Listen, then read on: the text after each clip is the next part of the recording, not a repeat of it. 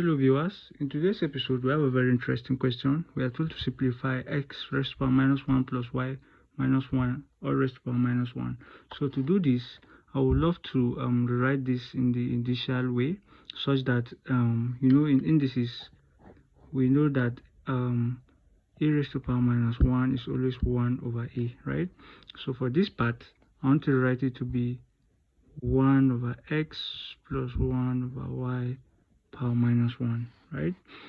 So that the LCM of x and y here is actually xy, so that x into xy will give me y plus y into xy will give me x. But recall, everything is this.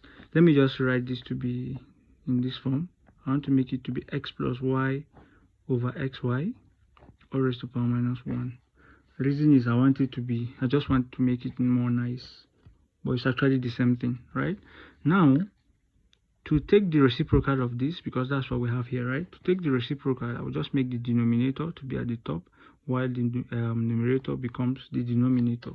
What I mean is I will have xy over x plus y, and this is the reduced form of this.